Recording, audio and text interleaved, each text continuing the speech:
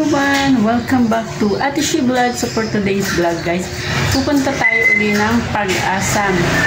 Bibili lang tayo ng manok at saka konting gulay para sa ating pananghalian guys. So ayan. Everyone, welcome back to Ate Shi Vlog. So for today's vlog, ito po yung challenge ko kasi bumili ko ng chicken na 1 kilo, isang buo po ay 220. Ang pera natin ay 600 pesos. Ang sukli na lang po ay 1 peso. Pero ayan po siya, bali 250 siya. Ating gulay,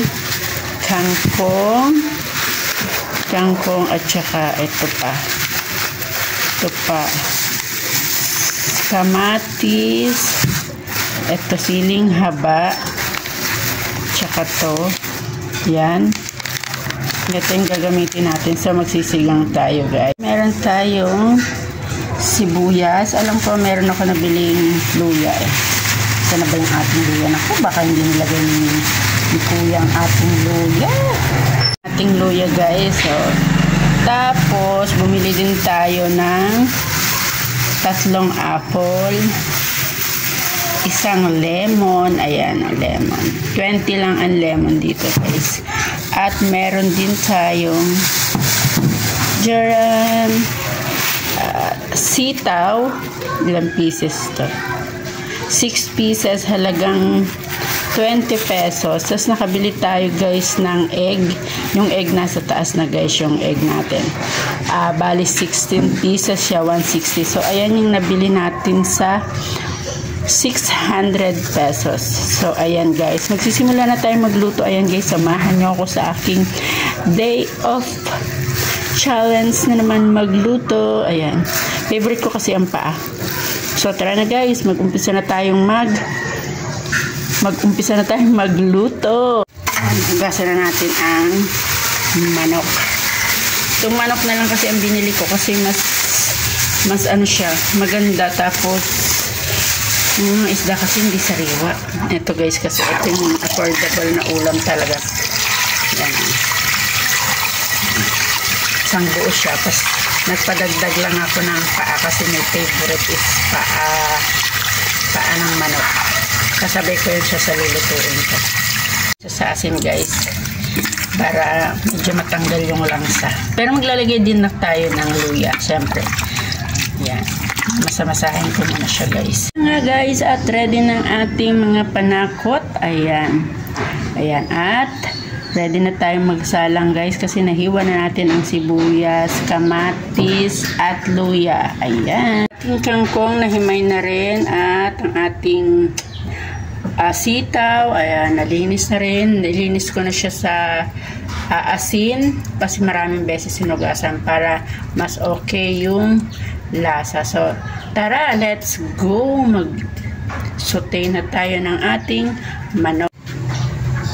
Dahil marami to guys, ganyan muna natin magluto para matanggal yung langsa ng manok.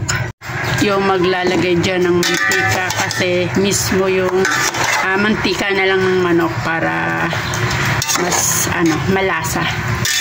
Yan. Mamaya guys, may mantika na yan guys. Parang nagpiprito-prito na siya. Asin. Yan. At nasangkot siya na natin. Ilagay na natin ang ating luya, sibuyas at kamatis. Yan. Para sabay-sabay na siyang lumasa sa ating manok guys. Hindi na ako naglagay ng mantika dyan guys kasi magkakaroon din siya ng mantika para less oil sa ating lulutuin. So ayan, takpan uli natin guys. Okay guys, ng water. Ayan, para masarap ng ating sinigang na manok. At kumukulo na, ilagay na natin ang ating magic sarap. Sinigang mix sa gabi.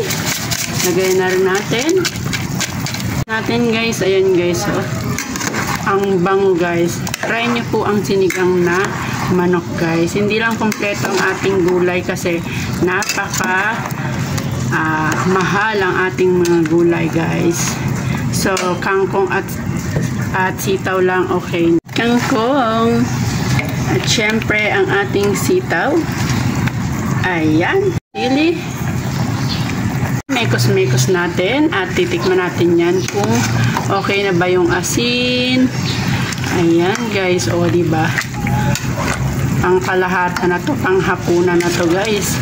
Medyo mura pa kaysa sa baboy or isda. Ayan.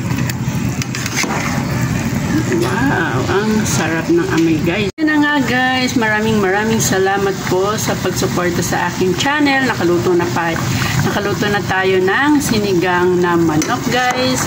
Yan, maraming salamat po. Thank you for watching. Magandang buhay.